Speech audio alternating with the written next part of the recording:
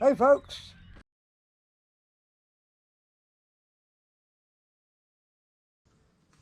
Okay, y'all want to hear a little story? Once upon a time, there was an old biker dude who decided to set off on an amazing motorcycle travel adventure.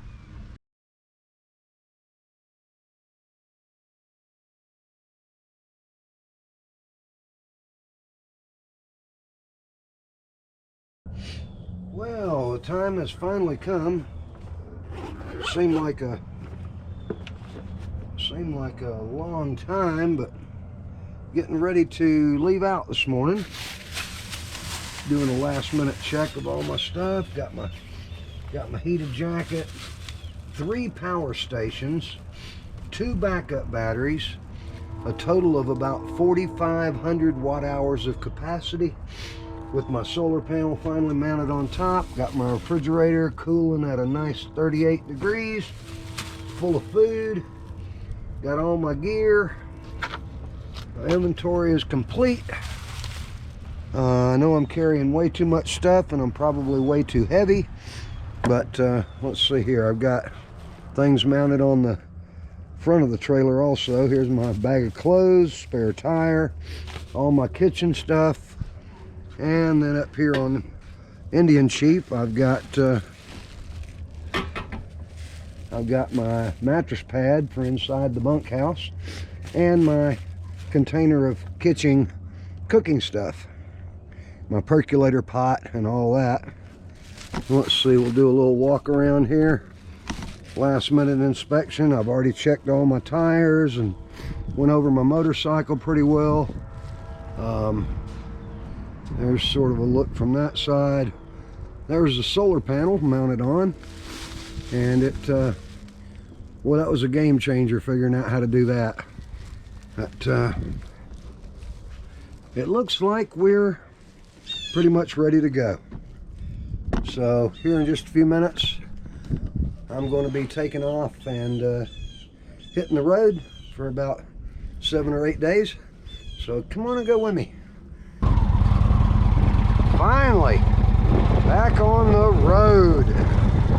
Man, I've been home too long. Getting intense. I'm really stoked about this trip, pulling the new trailer. But I've already taken it down the road a couple of times. It rides very heavy, and I know that. I'm gonna have to make a lot of adjustments to the way I ride and what I'm doing, but I'm ready for that. Well, I had to stop at the store and put my jacket on, as even though it's sunny today, it's only 65 degrees. It's a little bit chilly.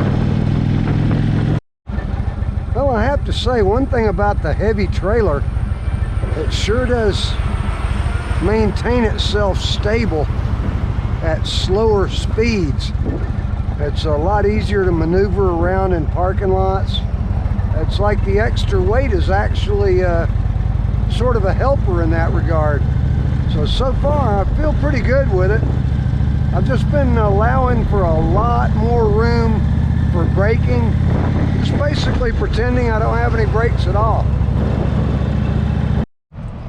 I stopped here at the rest area for a minute in South Carolina, thinking about pulling this helmet off since this is a no helmet state, but I hate to get in the habit of that because there's so many states that require it. And I've got this jacket on. There I am. I look like an Alaskan. But this jacket that I got from iHood is really nice, and I mean, I would just almost wear this in place of a leather jacket. It just fits so well, and of course it's heated. I'm really digging this. I think I want to just kind of check everything out. That's one thing I like about this bunkhouse, is these nice big tires and wheels. It just it pulls very well. I'm actually quite surprised at how well this even at the weight that I'm carrying right now. I've got my solar panel rigged up to stay on here, and it seems to be doing good. And then this is how I run it inside. I just drilled a hole in my trailer, and that goes inside to my power stations. But it does seem to be riding well. So far, all is good.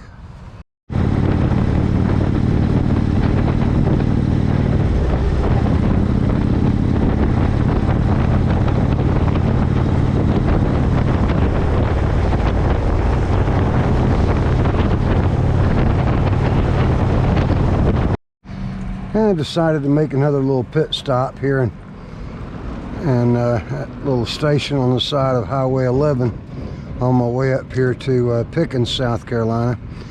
You know, when I travel on the road, I never carry a map, and I don't access my GPS on the phone. Basically, traveling around the Southeast, I always pretty much know where I'm at. I've rode these roads for so many years, I just don't need a map. And when I get out west, because I was a truck driver, I pretty much know the major routes out there too. Everything I'm doing on this trip is basically a tune-up for spring of 2024. I want to be able to get out and really just go 45, maybe 60 days, and that's what this whole trip is going to be about. Just getting used to you know, being in the bunkhouse. I figure 7 or 8 days would be enough to give me an idea what I need to add, subtract, change, you know, what's good about it. Right now, the weight factor is something that concerns me, but to be honest with you, the motorcycle seems to be pulling it down the road very well, and it seems to be handling very well. Like I mentioned before, in parking lots and things, I seem to be able to go slower without any worry of taking my feet off of the foot pegs or footboards. So you know, and I'm stopping almost every 20 miles right now to check axles and, you know, look at tires and see that things are good, and I'll probably do that most of the day today. But eventually I'm going to work my way up toward Brevard, North Carolina, and then up 276 to the Blue Ridge Parkway, and start from right there. And then we'll start hunting a camping spot. Nothing like good old road construction on a Monday. But way off in the distance, you might be able to see the mountains out there. And that's where I'm looking to get to, so we can get away from all this. There's those mountains out there. They're getting closer.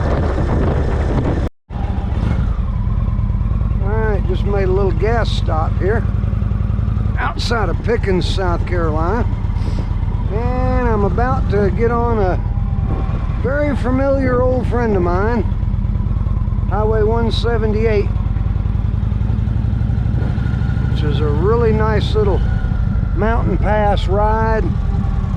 Sassafras Mountain. That's some beautiful scenery.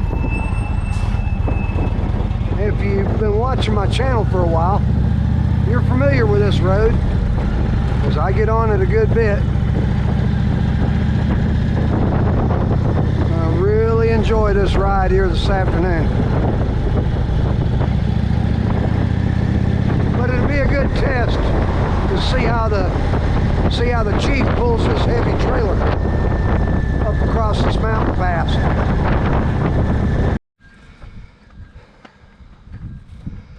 Now I made me a little stop here at this really nice little church up here on Highway 176. I'm still in South Carolina, but I'll be in North Carolina soon. I believe I'm gonna head up through Brevard, North Carolina, and catch the Blue Ridge Parkway up there. Of course, I might just go ahead and set up a campsite right before the Blue Ridge Parkway so I can get in a good day on it tomorrow. It's nice and sunny, but It got a little chilly coming up over the hill there, so I stopped to put this jacket back on. So it's definitely that time of year. But I expect tomorrow it's going to be real nice. As you can see on the mountain over there, the leaves are beginning to change. Nice colors setting in. It's definitely fall. And it should be a really pretty ride on the Blue Ridge Parkway tomorrow. But I'm going to go ahead and get up here and ride through. You guys have seen all the footage of this highway here, so I'm not going to... Anybody that wants to see this Highway 176, which is a wonderful ride, can tune back about 10 or 12 of my videos to the I believe it's titled Best Roads in South Carolina. So let's go ahead and get back out on the road here.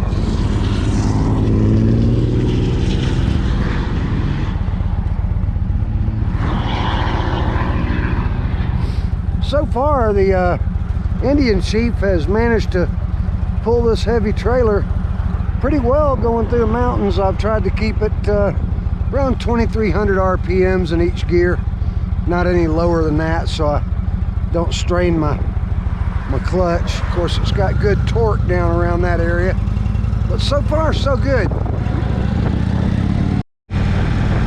Oh, I couldn't resist turning this thing on. It's just so pretty down through here with the leaves changing.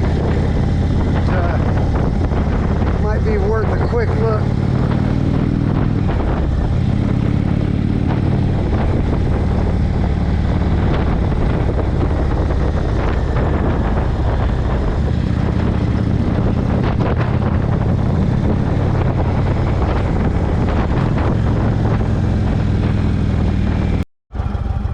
Seems like I have been lucky enough to get behind the school bus making its route. So we're going to get an extra good look at this area today.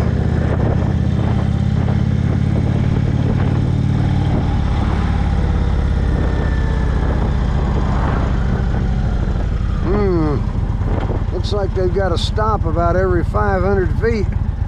Boy, what a nice little greenhouse operation. That is really cool.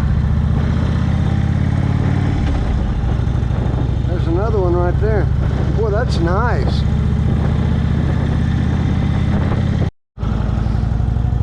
Okay. Here's downtown Brevard, North Carolina. Real nice little town. Of course, some of my regular viewers may remember my last visit to Brevard, North Carolina.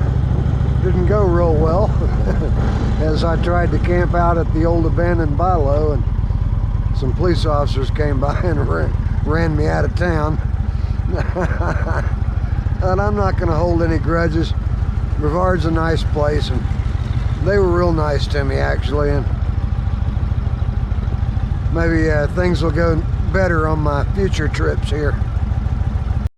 Now, one of the first things you notice about Brevard is that all the old buildings and things are not abandoned. It's got the real nice quaint look of an old-fashioned mountain town. All the businesses are occupied. There's people out and about.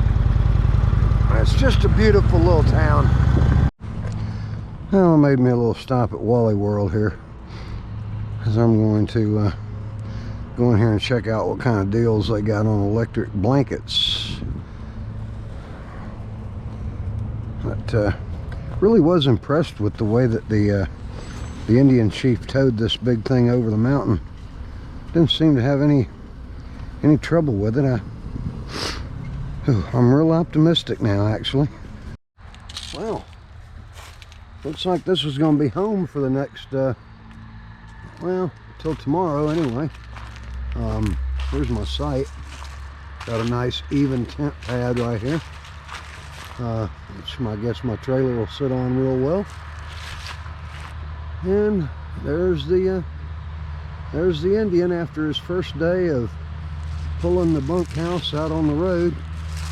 I guess we got about 200 miles done today, and he seemed to do pretty well pulling it up over the mountain.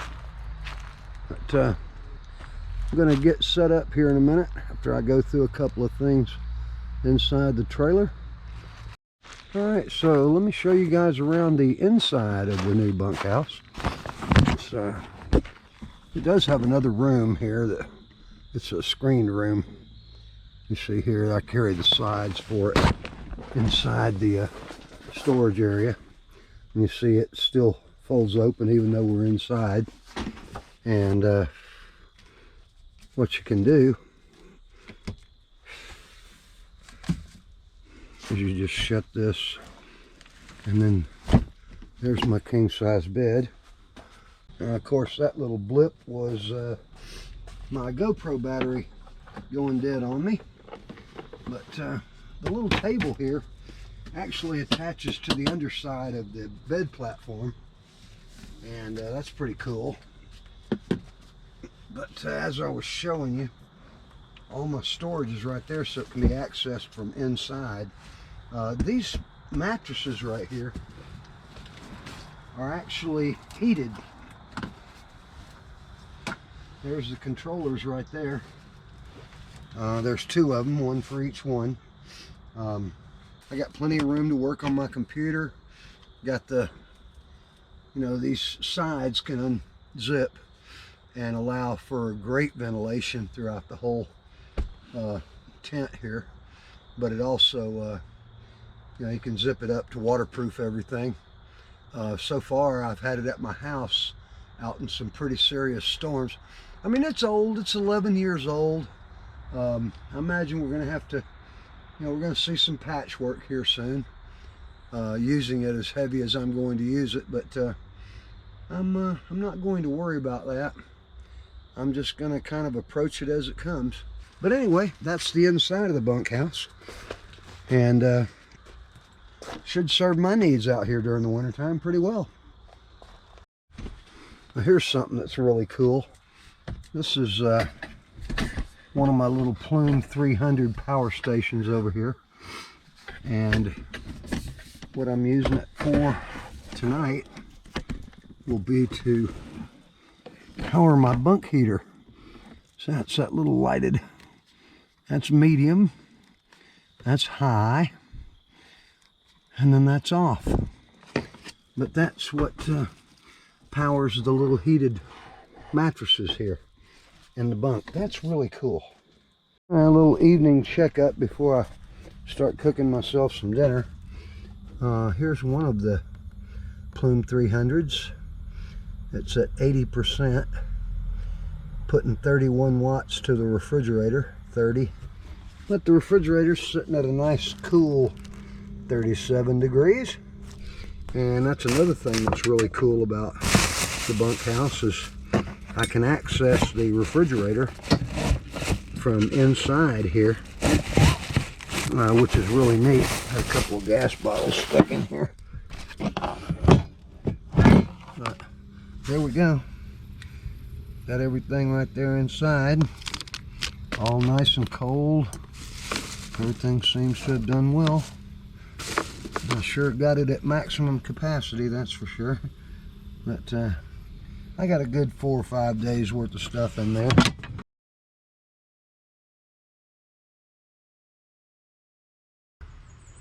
I'm an old biker dude, man.